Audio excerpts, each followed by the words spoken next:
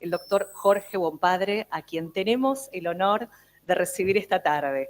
Él es abogado, doctor en Derecho por la Universidad Nacional del Nordeste, la UNE, de nuestro país, doctor en Derecho Penal y Procesal Penal por la Universidad de Sevilla, de España, profesor extraordinario de la Universidad Nacional del Nordeste de la provincia de Corrientes, en Argentina, miembro fundador y presidente de la Academia Argentina de Ciencias Penales, además presidente de la Comisión para la Reforma del Código Penal de la Nación, presidente de la Comisión para la Reforma del Código Procesal Penal para la provincia de Corrientes. Con su palabra vamos a coronar este congreso transitando un día de profundas reflexiones y valiosos intercambios. Doctor, es un honor recibirlo, cuando guste. Muchas gracias. Bueno, buenas tardes, ya buenas noches, ¿no? Buenas tardes. Muchas gracias a todos. Gracias a las autoridades de esta magnífica, estupenda universidad, bueno, que me han invitado a acompañarlos, a participar de este evento. Gracias a las autoridades en general de esta universidad, a Ricardo por tus palabras, muchas gracias, a Horacio, ahí, y bueno, por ahí me olvido de alguien, pero no me quiero olvidar, sí, del Rubén Dux, que es el titular de la editorial Contexto, que siempre nos acompaña en toda actividad que hagamos con la academia y con todas las actividades que tenemos en forma personal y en forma académica con la universidad, cualquiera fuera. A la Fundación de Estudios Jurídicos, a la Academia Latinoamericana de Derecho Penal Penitenciario y al Instituto Peruano, Iván y Ricardo, que son los promotores e impulsores de ese instituto, así que muchas gracias a todos. Doctor, ¿le puedo pedir si se acerca el micrófono para escucharlo bien? Gracias. Gracias. Bien, disculpen, que por ahí... Bueno, a ver, en estos últimos días estuve pensando, estuve escribiendo esto que tengo acá en este aparato para esta charla. Es un poco, nunca escribí nada sobre ese tema, sí escribí algo sobre el sexting hace ya unos años, en el 2017, que hubo un proyecto del Senado que se aprobó, tuvo media sanción en el Senado, en el Congreso de la Nación, un proyecto de estas características que, bueno, al final no tuvo después tratamiento parlamentario y cayó y, bueno, ya está. Que publiqué en el Pensamiento Penal, la revista Pensamiento Penal de aquel entonces, haciendo una crítica, ¿no? Un análisis reflexivo y una crítica a esa figura incorporada muy rara en ese proyecto y, bueno, trabajamos en la Comisión de Reformas para un nuevo Código Penal para Argentina en este año que pasó, 24-25, e incorporamos esta figura, que voy a tratar de explicar brevemente por el tiempo que tenemos, de qué se trata. Fundamentalmente porque es una figura que no está prevista en el Código Penal argentino actual, que tenemos en vigencia, y bueno, entonces, digamos, merece una reflexión específica esta figura que hemos incorporado al proyecto, ¿no?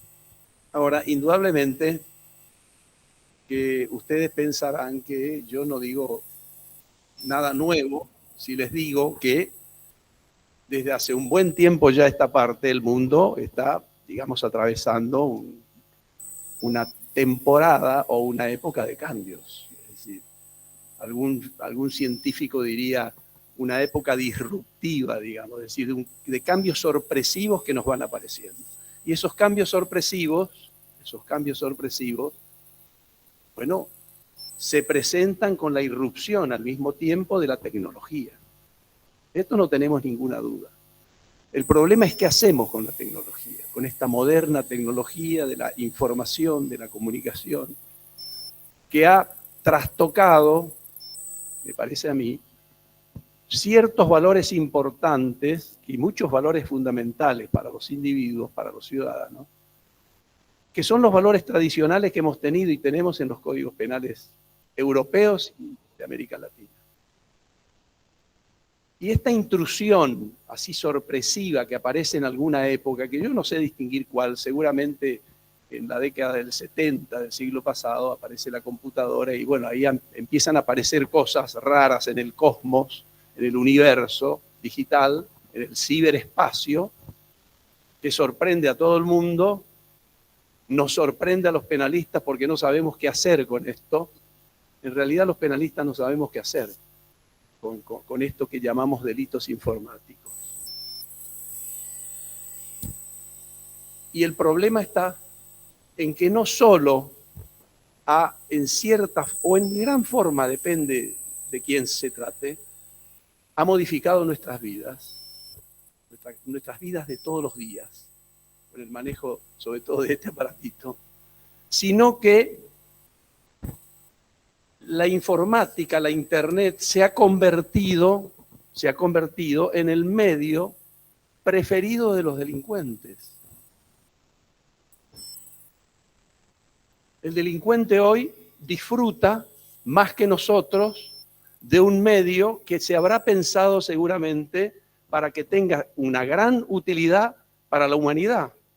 Sin embargo, los delincuentes han captado o cooptado este medio, bueno, para hacer de ellos las fechorías habidas y por haber, ¿no?, que conocemos. Entonces, a estos señores, este medio, que digo que es el preferido porque ha crecido, se ha multiplicado en los últimos tiempos, no solo el tipo o la delincuencia en cuanto a cantidad, a cuanto a número, sino en cuanto a nuevas modalidades que van apareciendo, que hacen que el derecho penal quede, como dijo María Cale hace un rato, que queda atrás.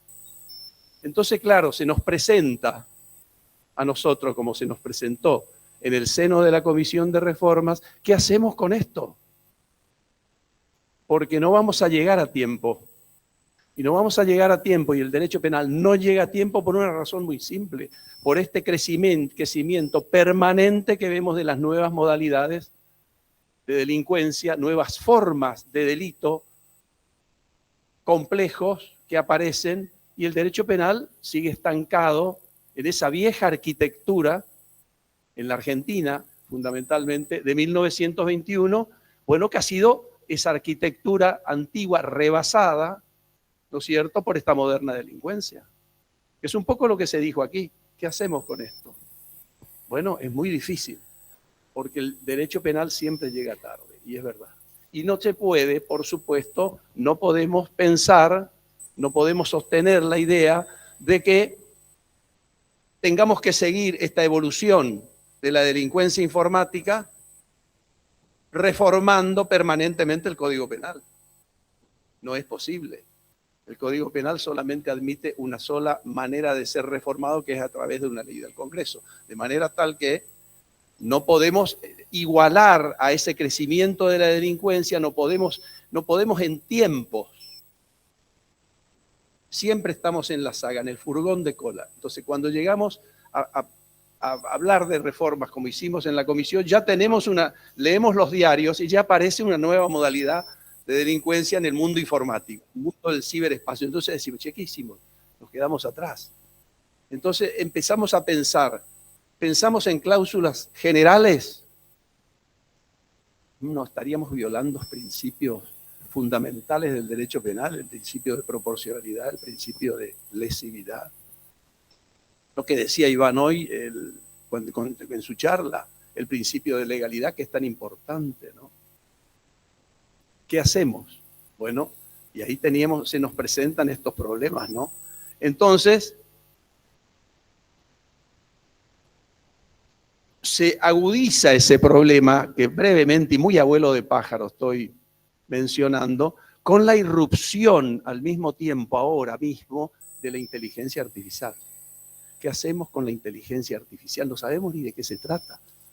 No sabemos si va a haber alguna regulación. Hablábamos con Iván hoy, fuera de cámara, digamos así, cuál será el techo de la inteligencia artificial. Sabemos que está en el piso, pero ¿cuál será el techo? ¿Habrá alguna regulación en el mundo o en la Argentina o al que le toque, como pasó con Internet, que hasta ahora no sabemos si existe alguna regulación en el mundo, o eso se va autorregulando en función de las conductas, de los comportamientos, de los movimientos que tenga, digamos, ondulares, este tipo de fenómeno, ¿no?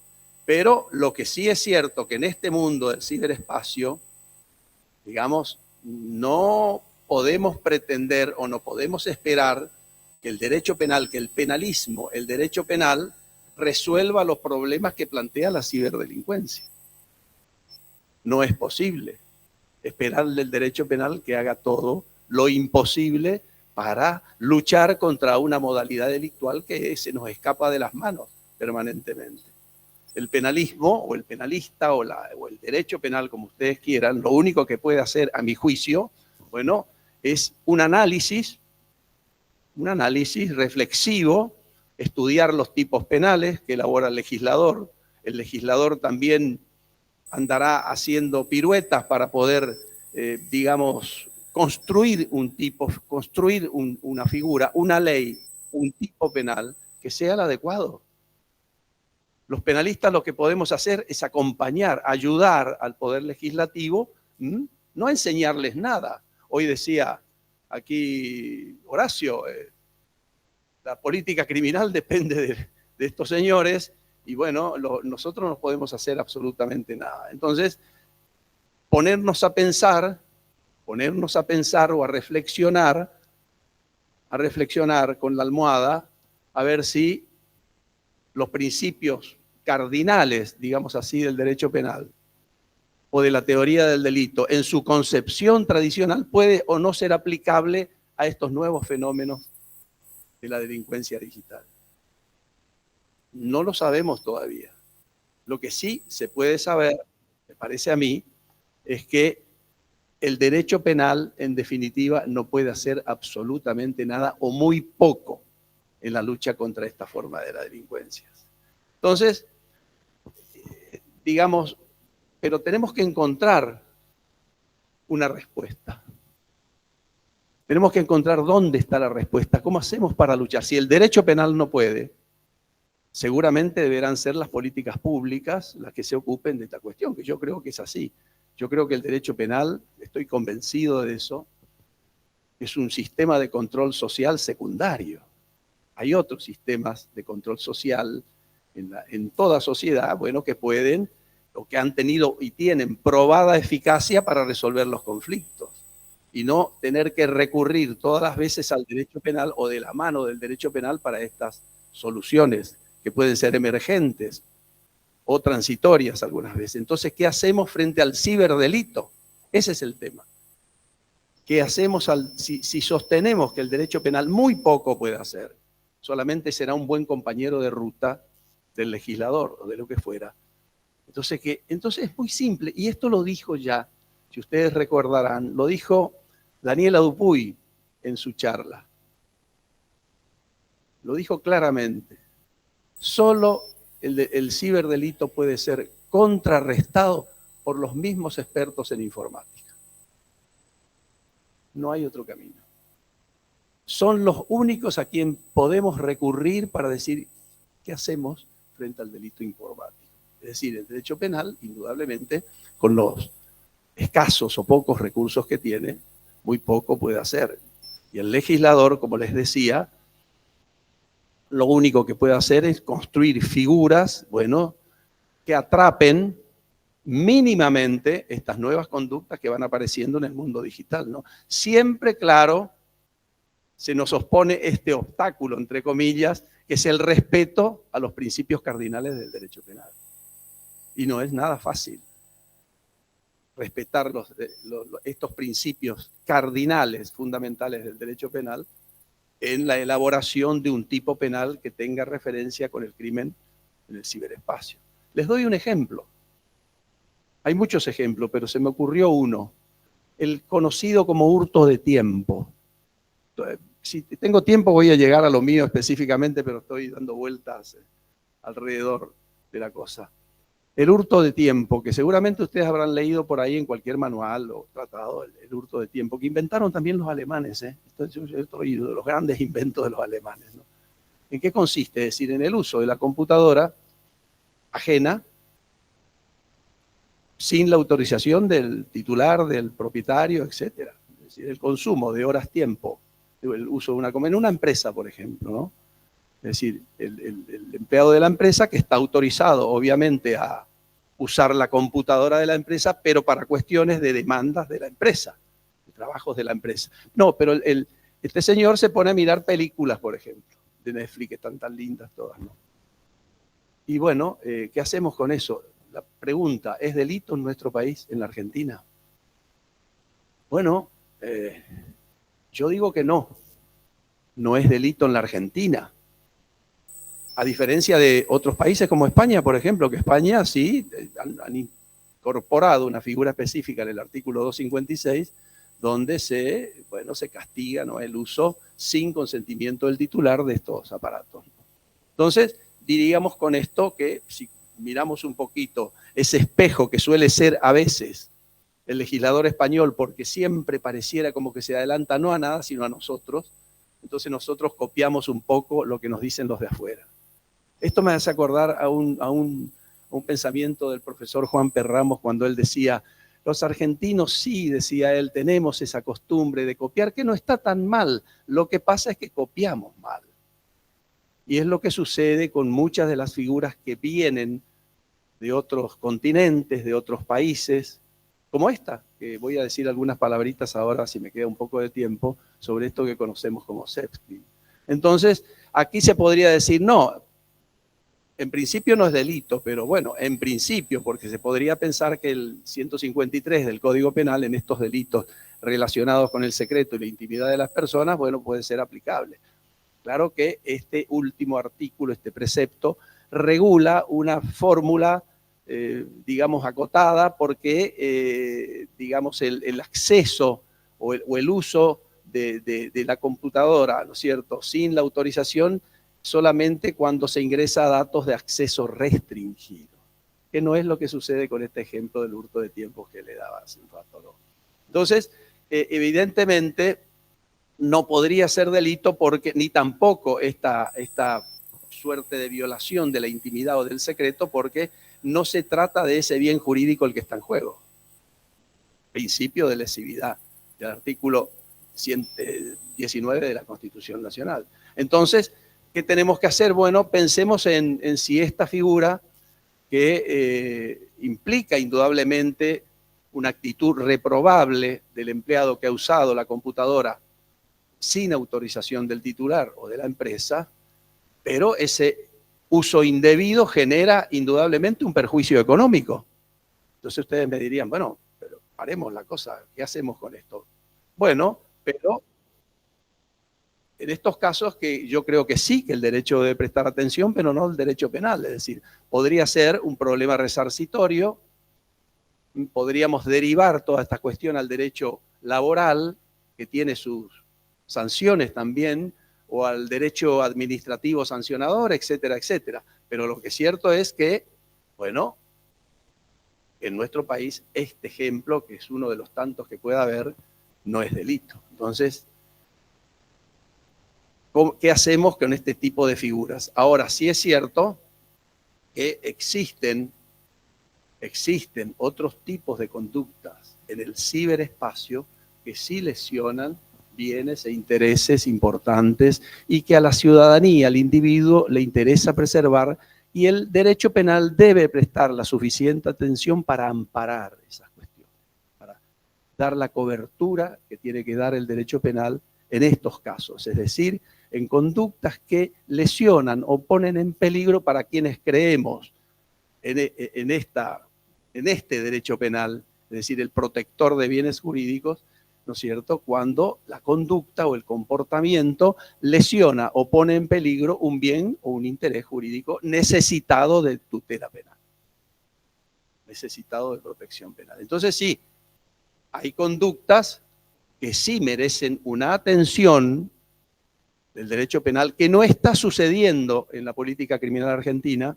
que no está sucediendo desde hace muchos años, porque el legislador argentino, no sé por qué razón, todos tenemos la nuestra, no se ocupa de estas cosas.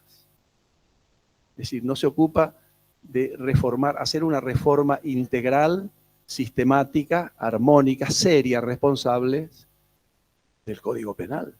Se ha limitado en estos últimos años a una gran cantidad de parches, de remiendos, bueno, que algunos han sido un poco útiles para la sociedad, porque en definitiva el remiendo o el parche es derecho penal. Y el derecho penal no es, digamos, ni bueno ni malo. Lo que sí es cierto que el derecho penal no puede ser ni para la política ni de la política.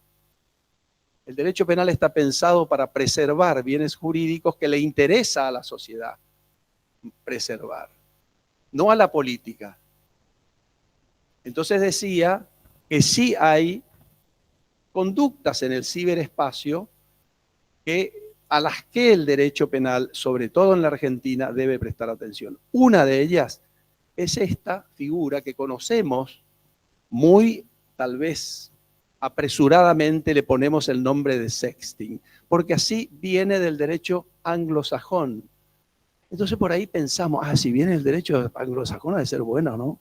Ha de ser buena. Y decimos, en la Argentina se dan estos casos. Y bueno, sí se dan. Tenemos ejemplos, muchos ejemplos de famosos o no famosos. Por ejemplo, Silvina Luna, Wanda Nara. Bueno, Wanda Nara es especial, ¿no? Porque nos da sorpresa, como dice la canción, toda en forma permanente, ¿no? Todo el mundo habla de derecho penal, hasta Oji Junco habla de derecho penal, así que imagínense ustedes la lectura que tenemos de muchas figuras penales a través de los medios de comunicación, ¿no? Bueno, entonces, pensando así en Oji Junco, dijimos, tenemos que hacer algo con los delitos informáticos. Y hemos trabajado, fuera de esto que acabo de enseñar así, muy a título de broma, hemos trabajado mucho, tanto así que hemos elaborado un capítulo específico sobre delitos informáticos. Hemos sacado lo que no es delito informático, porque a veces se confunden el delito informático en sí mismo, en sentido estricto, y el delito X, sexual, por ejemplo, que se comete por vías informáticas. Eso no es otra cosa. Entonces, tenemos que saber cuál es la ubicación, el punto de contacto exacto donde debe ir esa figura, para no equivocarnos. Eso no quiere decir que no nos hayamos equivocado, ¿no? Indudablemente, este anteproyecto que proponemos a la Argentina tiene seguramente muchas imperfecciones, muchos defectos, que bueno, que la doctrina y la jurisprudencia irán encarrilando y se irán haciendo las reformas que tengan que hacer. Lo que sí se ha discutido en comisión, y se discute en la doctrina fundamentalmente europea, no en la Argentina, porque al no estar la figura incorporada en forma específica al Código Penal, nadie discute nada, ¿no? Entonces, pero sí se discute en Europa si esta figura es un delito informático o un delito sexual que se comete a través de un medio informático. Bueno, nosotros hemos creído y seguimos pensando lo que esta figura es decir, un delito informático. ¿Y esto por qué? Por hacer una brevísima diferencia entre el delito sexual y esta figura. ¿Qué es lo que caracteriza al delito sexual? No es tan complicado, más allá de la discusión que hay de los actos de tocamiento, ¿no? que puso en la mesa de discusión el profesor Soler en su momento, de los actos inverecundos, se acordarán ustedes, ¿no? El tomo 3 de Soler, los actos inverecundos de tocamiento, ¿no? Entonces, lo que caracteriza a un delito sexual es la finalidad que persigue el actor, que debe ser sexual. Y puede cometerse esa conducta a través de un sistema informático como el grooming, que este grooming también es un fenómeno que no sabemos en qué se ha convertido en la Argentina, que no es exactamente el mismo que copiamos del derecho anglosajón. Ahora el grooming nuestro es un poco un grooming a la criollada, digamos así, porque no sabemos muy bien si es un acto preparatorio, si es una tentativa, o lo que fuera. La cuestión es que lo tenemos en el 131 y nos ha disgustado mucho, digamos, el análisis de esta figura. En cambio, en esta figura del sexting, que llamamos sexting para que nos entendamos, la finalidad del autor siempre es cambiante. Es una finalidad volátil, digamos así. Es decir, por lo general, ese fin, ese objetivo, reside en una conducta violenta por una conducta o una violencia que se expone hacia una conducta previa frustrada de otra persona. Es decir, una relación de pareja malograda o destruida, o el autor no perseguir nunca una finalidad perversa o de venganza, como sería la pornovenganza, de que tanto se habla, pero que también es discutible que en la Argentina esté vigente en forma específica como un tipo penal, que también puede ser una finalidad lúdica, de manera tal que no puede ser este sexting que incorporamos al anteproyecto un delito sexual. Es un delito informático, en definitiva, es lo que quiero decir. Entonces, ahora, yo creo que previo a todo comentario que podamos hacer sobre las ventajas o los inconvenientes de un anteproyecto que está orientado a instalar un nuevo Código Penal, lo más logrado posible, lo más logrado posible. Uno hace el esfuerzo, hemos hecho el esfuerzo enorme de tratar de sacar un nuevo código para la Argentina, que estamos convencidos de que este es el código que necesita la Argentina. Pero, al mismo tiempo, confiar en que el derecho penal es la receta milagrosa que soluciona todos los conflictos, me parece y nos parece que es pura utopía, ¿no? Es simplemente pura utopía. ¿Y esto por qué? Porque digamos, este ius puniendi, este derecho de punir, que descansa en cabeza del Estado, es solo una de las herramientas. Tal vez hay muchas otras, pero ni siquiera muchas veces es la mejor. Es decir, el derecho penal, aunque sea un instrumento necesario en toda lucha contra la delincuencia, yo creo que no es el antídoto más adecuado para luchar contra el delito, y menos aún contra el delito informático. Si no existen políticas públicas firmes, intransigentes, severas e innegociables, es decir, políticas públicas que decididamente enfrenten a la criminalidad, convencional o no, a la criminalidad en general, el derecho penal muy poco puede hacer, estimados amigos. Y eso por una razón muy simple. Y siempre me acuerdo de una oración tan bella que pronunció el profesor García Pablos.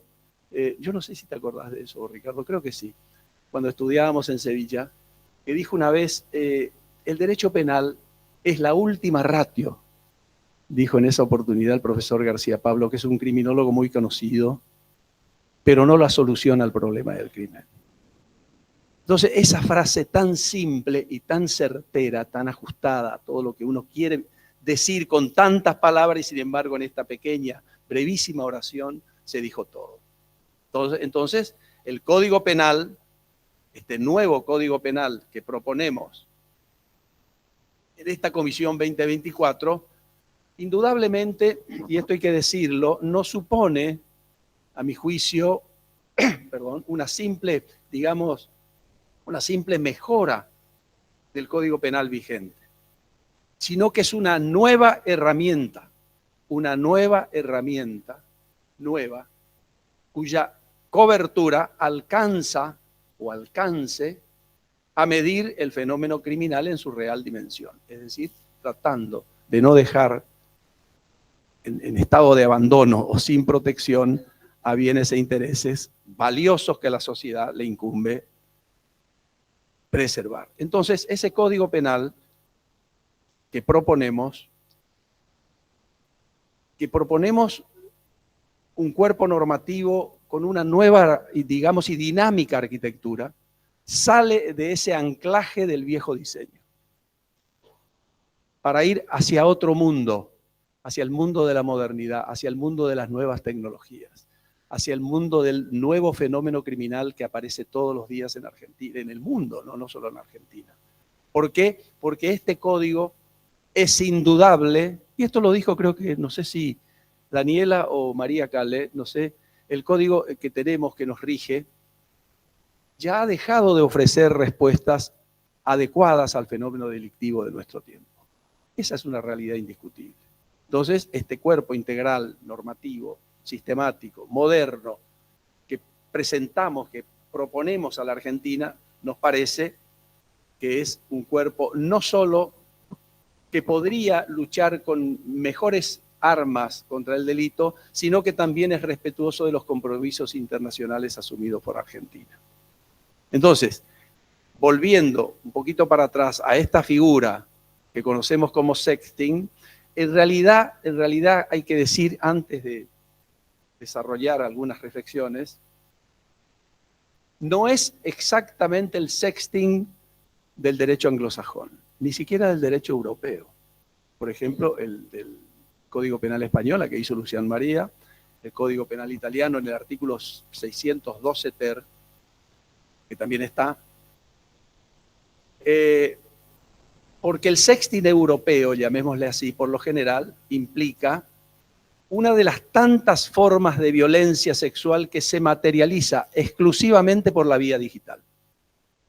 Exclusivamente por la vía digital, a diferencia precisamente del que proponemos en el anteproyecto, que ahora les voy a leer el tipo para el artículo, ¿no es cierto?, que también es posible su comisión en el mundo físico, en el mundo material. ¿Y esto por qué? Porque nos detuvimos a pensar que el pedófilo, ese señor que anda dando vueltas por ahí en busca de menores y demás, no solamente lo está haciendo por la vía digital. Aquel viejo, digamos, transeúnte en los alrededores de colegios y en plazas públicas, esperando que salgan los niños de la escuela o del colegio, ese pedófilo todavía sigue circulando, sigue en los alrededores de estos lugares. Entonces, la única forma de involucrarlo, ¿no es cierto?, en figuras de este tipo, como también con la del grooming, etcétera, etcétera, es incorporar ese tipo de conductas, no dejarlas afuera. Entonces, el nuestro es un sexting un poco, digamos, un poco ampliado, por no decir una desfiguración del sexting original anglosajón, porque queda mal, ¿no? Se enteran los ingleses de esto, imagínense, ¿no? No nos devuelven las Malvinas nunca. Entonces, les desfiguramos un poco esta figura. Pero bueno, nos pareció que era importante, ¿no es cierto?, incorporar esta conducta que se materializa, que se realiza también en el mundo real, porque el mundo real, señores, sigue existiendo y tenemos que seguir pensando en él. Entonces, claro, lo que pasa es que, ¿por qué es importante y voy redondeando esto, porque es muy largo esto? Escribí 41 páginas para eso, pero si me pongo a hablar de todo esto, ustedes se levantan, se van y nos vamos todos, ¿no? Pero es cierto que el sexting o este intercambio de imágenes, de vídeos o de desnudez, etcétera, se ha convertido seguramente por la información que tenemos de los medios periodísticos en una costumbre, ¿no? No solamente de jóvenes, sino también de adultos. Nadie escapa a esta forma digamos, de socializar con su pareja o con quien fuera, ¿no? El problema no está ahí. Nosotros no hemos tipificado el sexting que conocemos como sexting primario, es decir, el mero intercambio de estas figuras, de estas imágenes, estos vídeos o lo que fuera, con el consentimiento de sus protagonistas. No, ese sexting primario no es delito y no debiera serlo. Lo que sucede es lo que viene en el segundo plano, en el segundo paso, que es el señor que, por cualquier razón, difunde por las redes hacia un mundo inimaginable, un mundo que ya no se puede detener, no se puede saber a dónde fue esa figura o ese vídeo, y ahí está el problema, por las consecuencias gravísimas que causa en los individuos, en la persona afectada, la que dio su consentimiento para la toma y posesión de esa figura, ¿no es cierto?, no lo dio para que sea difundida. Y tampoco en que también es una cuestión para discutirlo, en lo que se llama la difusión en cadena, es decir, aquel tercero que a su vez la vuelve a difundir entre su gente, entre sus grupos y al mundo digital, no. que también es discutible porque esto se discute en Europa, inclusive en Europa y en España particularmente.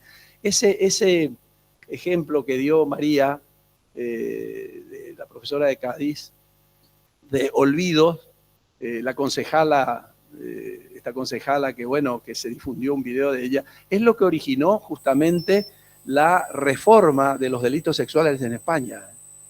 La reforma de los delitos sexuales en España en el 2015. Pero bueno, lo que pasa es que acá, claro, en ese clic que hace el receptor de las imágenes, que las ha obtenido o ha recibido con consentimiento de la persona que en el futuro es afectada, de la persona titular, un solo clic puede cambiar la vida de cualquier persona. Eso es indiscutible. Un solo clic puede cambiar la vida de la persona.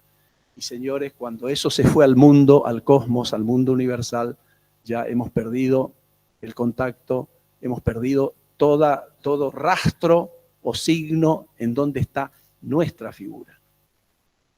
Imagínense si eso tendríamos que discutir y que vamos a tener que seguir discutiendo con esta irrupción de lo que se conoce como inteligencia artificial. Que nosotros en el anteproyecto ya incorporamos una figura, una categoría jurídica, yo diría más bien genérica, referida a esta fabricación de cosas raras que hace la inteligencia artificial y hemos castigado, ¿no es cierto? ¿Por qué? Porque el problema que nos presenta la inteligencia artificial es un problema muy difícil de dimensionar y a la vez produce como consecuencia un obstáculo que muchas veces es insalvable en la investigación criminal. O sea que no es solamente un problema de derecho sustantivo, sino también de derecho adjetivo. Es decir, causa el derrame se produce también en el procedimiento penal para los fiscales, que me imagino que debe ser una caja de sorpresa de Pandora saber encontrar quién es el autor de estos temas, ¿no?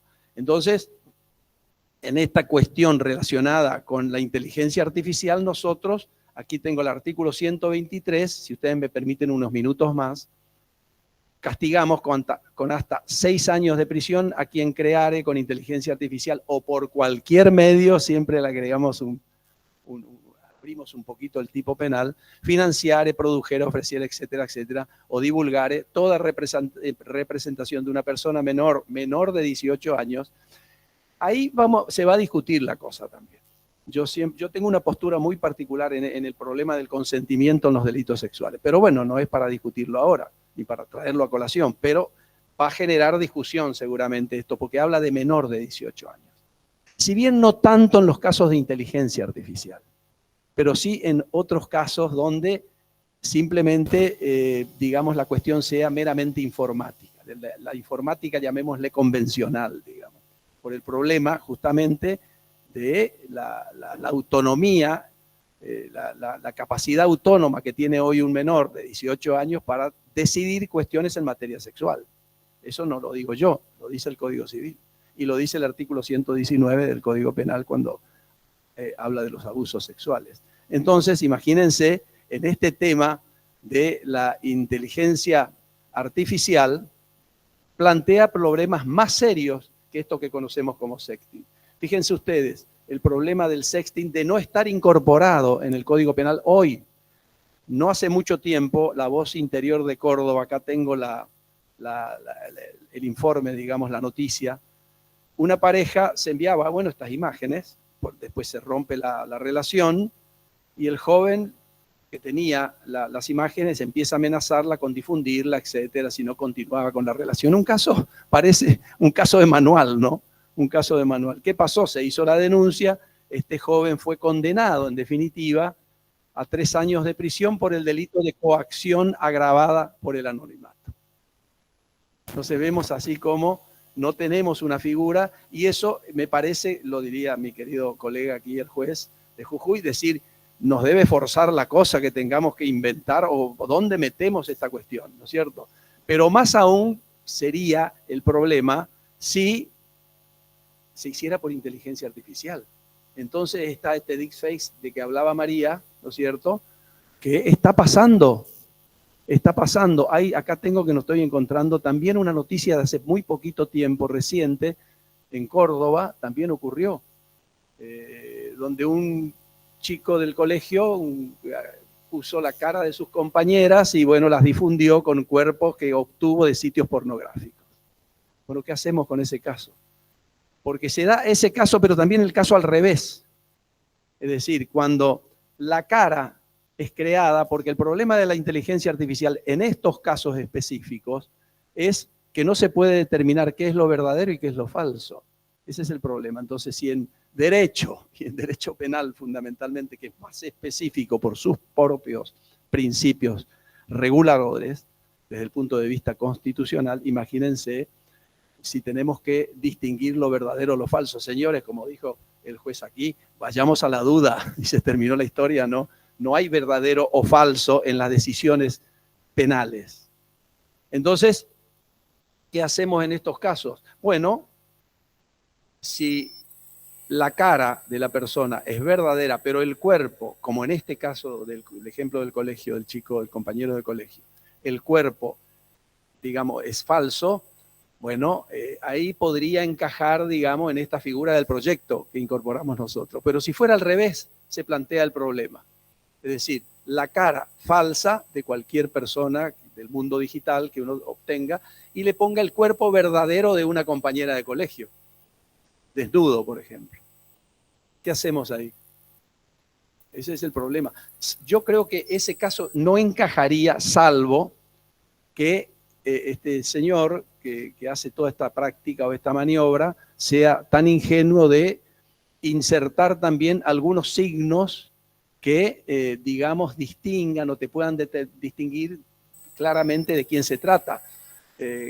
Poner el nombre y apellido, ponerle algún signo, algún tatuaje que sea conocido de esta persona, bueno, etcétera, etcétera, ¿no? En ese caso sí podría encajar. Pero bueno, con estas cosas así dichas muy rápidamente, lo que sí tenemos que tener en cuenta es que todo lo que sube a Internet no tiene vuelta atrás. No tiene vuelta atrás. No existe el retroceso en aquello que subió a la red. Y entonces yo, para ir terminando esto, les iba a leer pero les leí una parte, ¿no?, de ese artículo, pero yo creo que hay que tener mucho cuidado en la tipificación de estos delitos cuando se trata de menores. Mucho cuidado en que, indudablemente que no es discutible de que el menor debe ser protegido porque por su edad y por muchas otras razones es un sujeto vulnerable, no hay ninguna duda. Pero, señores, si hablamos de menores de 18 años tenemos que tener cuidado. Por lo que decía recién, que dice el Código Civil, digamos, en esas etapas progresivas del menor, donde puede ejercer su autonomía en materia sexual, entonces sería un tema para analizarlo, digamos, en estos casos, ¿no? Entonces,